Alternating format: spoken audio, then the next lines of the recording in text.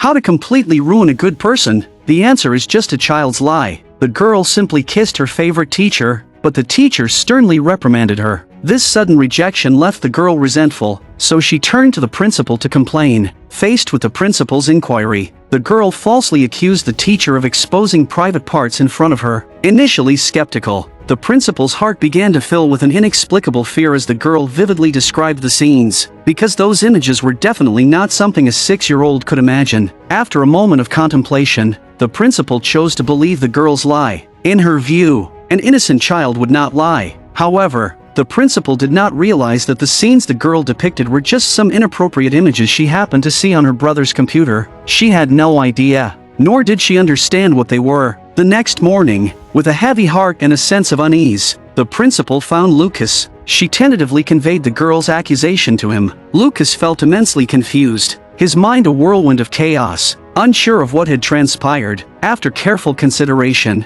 the principal decided to grant Lukas an extended leave. She explained that he could only return to work once the situation had been thoroughly investigated and clarified. Later, the principal specially invited an experienced psychologist to conduct a detailed psychological assessment for the girl, perhaps to avoid upsetting the girl. The expert maintained a gentle and cautious demeanor throughout the process. His questions were extremely subtle and tactful, and after a relatively brief evaluation, the expert quickly reached a conclusion. Lukas was identified as the perpetrator by the expert, who self-righteously believed that Lukas deserved to go to hell. Subsequently, the principal solemnly informed the girl's family. Although the girl's mother did not believe this to be true, the principal was absolutely certain that the girl had been violated. Meanwhile, during a parent-teacher meeting, the principal exaggeratedly publicized Lukas's crimes, urging all parents to pay closer attention to their children and watch for any recent abnormal behavior. The parents were shocked upon hearing this news. They could never have imagined that Lukas,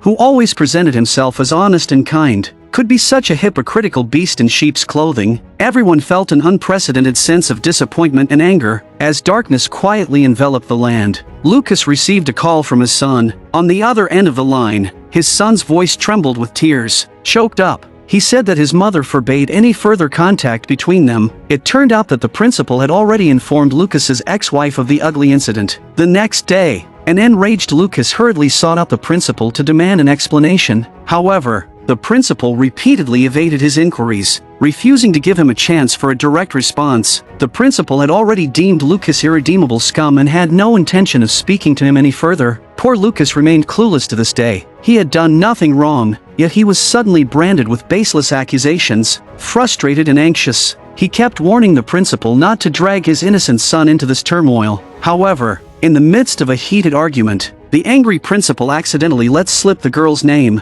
Lukas attempted to argue further, but a self-righteous parent mercilessly expelled him from the kindergarten. As he walked away, he felt the once close children staring at him with a strange and suspicious gaze. Their doubts pierced his heart deeply, leaving him feeling desolate as if struck by cold arrows. Lukas couldn't comprehend why his friend's daughter would spread false rumors about him without cause. To uncover the truth behind this, he sought out his friend, hoping for answers. However, his friend only shed silent tears. Those tears held endless sorrow and pain, making it impossible to discern whether he mourned his daughter's actions or the collapse of trust between friends. At that moment, his friend's wife angrily approached Lukas, launching exaggerated accusations. Faced with this sudden onslaught, the usually gentle Lukas was left speechless, forced to sadly walk away. But just as he was about to step out of this suffocating space, his friend suddenly called out to him. The argument drew Clara's attention. Even though Lukas was being treated so unfairly, he still greeted Clara with kindness. Seizing the opportunity, Lukas quickly slipped away. Seeing this, the girl realized that it was likely her lie that had caused all of this. After a struggle of hesitation and self-doubt, she finally mustered the courage to tell the truth. However, upon hearing her daughter's confession, the mother did not react as expected by lifting her suspicions of Lukas. On the contrary, in her view, the only reason her daughter changed her statement was that she had likely been threatened or coerced by Lukas. In the end, the mother mercilessly placed all the blame on Lukas, seeing him as a monstrous villain beyond redemption. Yet, the most terrifying lie in the world is precisely the deeply ingrained belief that children do not lie. People instinctively assume that children are inherently innocent and incapable of falsehoods. As a result, whenever a lie comes from a child's mouth, suspicion toward the innocent becomes unavoidable. like an unshakable shadow, and those groundless accusations, once caught in the tidal wave of public condemnation, take on a life of their own, leaving the accused utterly defenseless. The incident soon spread like wildfire throughout the small town. Parents began claiming that their own children had also been victims. Outraged, they approached Lukas's girlfriend, hoping she would help gather evidence of Lukas's supposed crimes. They begged her to contribute to what seemed like a righteous crusade. At first, the girlfriend scoffed at the absurdity of the accusations. She knew Lukas's character well and could not possibly believe such baseless claims. But the next day, in an unexpected turn of events, Clara showed up at her door. Seeing her, Lukas's heart tightened. He looked around to make sure no one was watching, then crouched down and gently asked Clara in the softest voice he could manage what had happened. But the girl's vague responses and evasive eyes made him realize that things were far from simple. A sense of impending doom surged in his heart, and he hurriedly pressed on with his questioning. Clara, overwhelmed by his persistence, instinctively backed away. This scene was caught entirely by his girlfriend,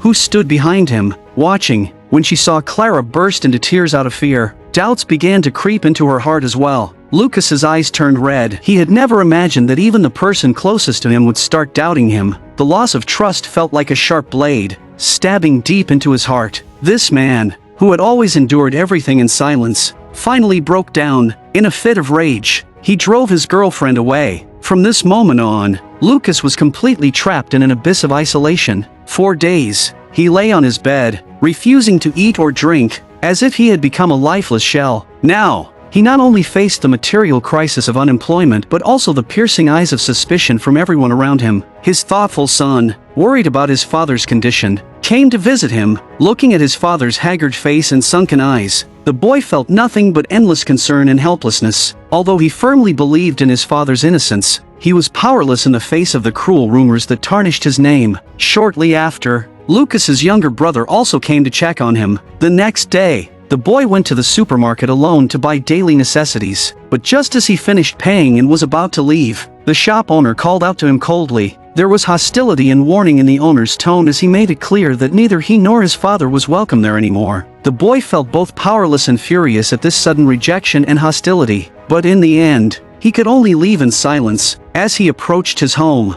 another heartbreaking scene unfolded before his eyes. His father was being taken away by the police. He understood that, in the eyes of everyone, the crime had already been pinned on his father, and there was nothing he could do to change it. In his haste to leave earlier, the boy had carelessly forgotten his keys. With no other choice, he went to his father's old friend's house to seek help, because that was where the spare key to their home was kept. He pleaded with the man, asking if he could help prove his father's innocence. After all, they had once been the best of friends, but the man couldn't bring himself to do it, especially since the incident involved his own daughter. He fell into silence, his gaze complex as he studied the boy. Unsure of what to say, the boy asked to speak with the girl alone, hoping to uncover the truth, but everyone firmly refused. Frustrated, he directly confronted the girl, demanding to know why she had lied, but her response completely enraged him. His emotional outburst sparked public outrage, and he was mercilessly dragged out the door by a group of strong men. Faced with these towering men, he did not back down for a second. He swung his fist in anger, but in the end, he was the one knocked to the ground. One of the men tried to pin him down and continue the assault, but the girl's father eventually pulled him away. With a vicious glare, the man warned him never to set foot there again. Bruised and battered, the boy was taken in by his uncle. His uncle's family sat in the living room, their expressions grave as they discussed how to clear Lukas's name. The next day, the solemn courtroom was set to open for trial. Whether Lukas's family could regain their peace and happiness all depended on this moment. After exhausting all efforts to gather information, they discovered a shocking detail. All the children's testimonies were eerily identical. With tearful conviction, they claimed they had been assaulted, and all pointed the finger at the innocent Lukas. Even more astonishing was the fact that their descriptions of the crime scene were astonishingly vivid and consistent. They all stated that the location was Lukas's basement, describing every detail: the texture of the sofa, the color of the wallpaper, down to the finest specifics. But in the end, after rigorous police verification and a fair trial in court, the truth finally came to light. Lukas was exonerated. As he walked toward justice, Father and son embraced each other tightly. Lukas glanced around, taking in the cool-toned surroundings. A long-lost sense of peace and relief washed over him. He thought that after enduring this storm, life could finally return to normal. But what he didn't realize was that their nightmare had only just begun. That evening, as Lukas cooked dinner, enjoying a rare and precious moment with his son, something suddenly felt off. His body tensed. He grabbed a baseball bat and cautiously stepped out to investigate. But under the dim night sky, the figure had already vanished without a trace. Not far away, a black bag lay silently on the ground, an eerie presence against the quiet night. A sinking feeling of dread filled his chest, but he forced himself to move forward and check. The moment he opened the bag, his heart shattered into pieces. Inside lay his beloved dog, the companion he had raised for years. Grief overwhelmed him. He had done nothing wrong, nothing at all, yet this indescribable sense of powerlessness dragged him deeper into an abyss. His son could no longer hold back his emotions. He roared in frustration, venting his anger at the injustice of it all. Under the pouring rain, Lukas buried his loyal companion with his own hands. The law may have proven his innocence, but there was one thing he could not escape: the malice in people's hearts. To everyone else, Lukas was still guilty. He had simply managed to escape the punishment of the law. That day, Lukas went to the supermarket to buy some meat. The butcher, while slicing through a slab of pork, spoke coldly without even looking at him. The meat's sold out. Lukas glanced at the counter. It was clearly stocked with fresh cuts, but he stood his ground. He had done nothing wrong. Why should he be denied the simple right to buy a piece of meat?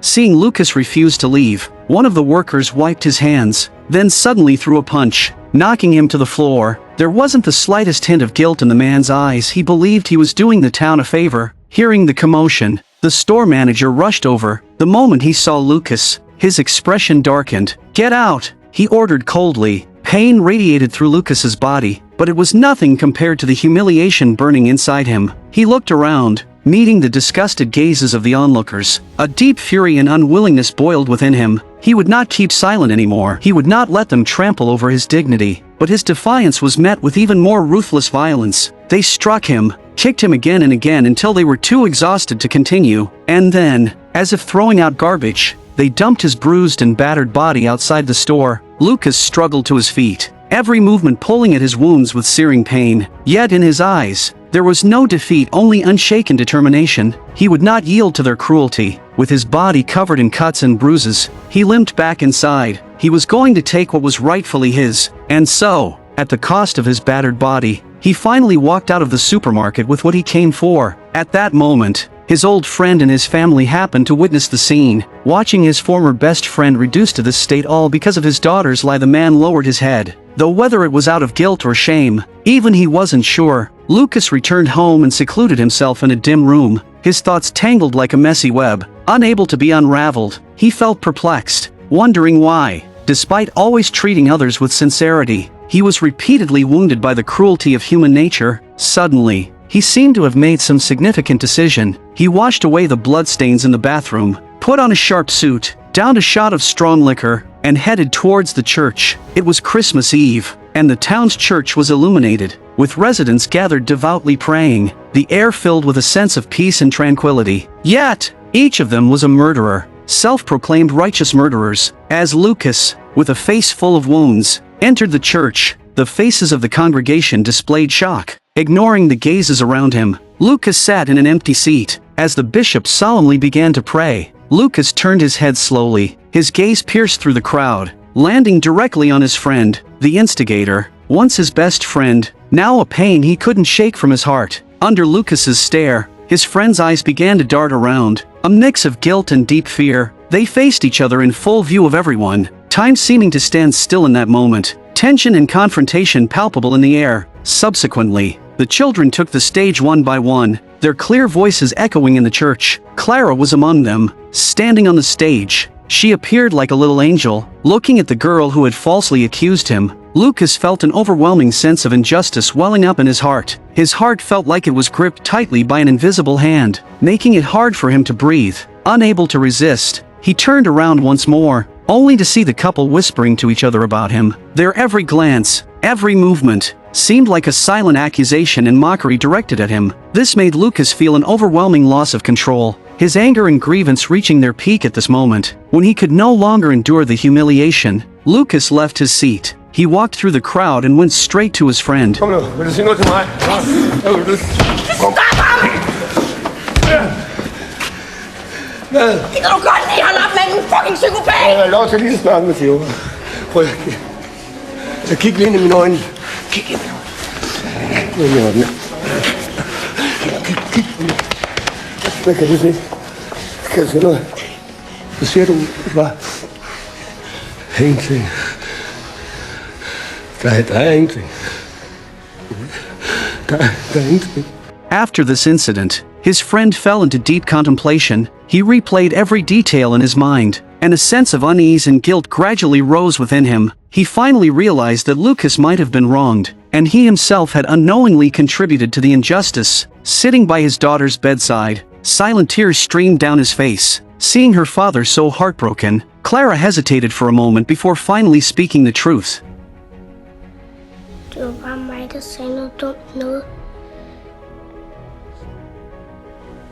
Han har ikke gjort noget. Upon hearing her words, the father remained silent, not uttering a single sentence. He only gently tucked his daughter in, then went to the kitchen, took a bottle of liquor, picked up 2 pieces of meat, and made his way to Lukas's house in the middle of the night. Under the night sky, looking at Lukas's haggard appearance, the man felt deeply remorseful. There was no intense resentment, no hollow apologies, just the two of them quietly gazing at each other, their eyes deep and honest. In the end, Lukas raised his glass and chose to forgive. Time passed, the years flowed by, and in the blink of an eye, a year had gone by. Lukas meticulously prepared a coming-of-age ceremony for his son, and the townspeople came in droves. Their faces were filled with genuine smiles as they warmly shook hands and embraced Lukas, as if the past unpleasantness had never happened. In the midst of the celebration, Clara suddenly appeared at the doorway. She was still as fearful as before, hesitant to step onto the floor covered in intersecting lines. Lukas hesitated for a long time,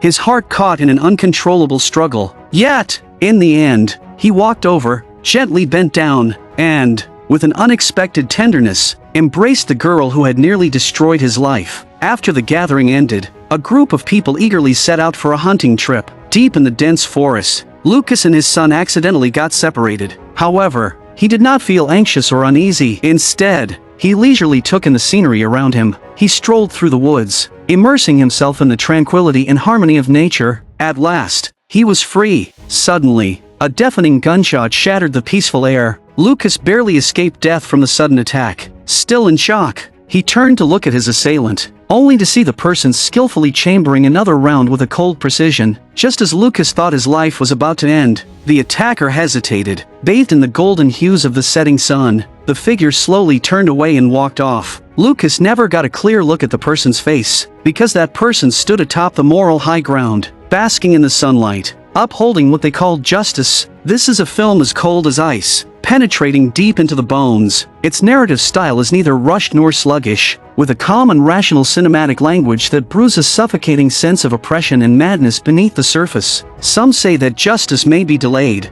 but it will eventually arrive. Yet justice that arrives late has already lost its original meaning, because by then, it is no longer justice at best. It is merely a truth used for self-consolation. When everyone stands on the moral high ground, criticism becomes an effortless act, but the impact of our words and actions on others is often unpredictable. We fear prejudice, yet we unknowingly become its architects. Though we all have the freedom to speak our minds, we must also remain in awe of that privilege, ensuring our voices do not become tools for manipulation. On the stage of discourse, we should build a fortress of truth and fairness, with facts and evidence as its solid foundation, neither losing ourselves nor succumbing to the will of others. The most terrifying thing about this film is that they even described the color of the walls in my basement, but I don't have a basement. I'm a film enthusiast. Subscribe to my channel, and I'll see you next time.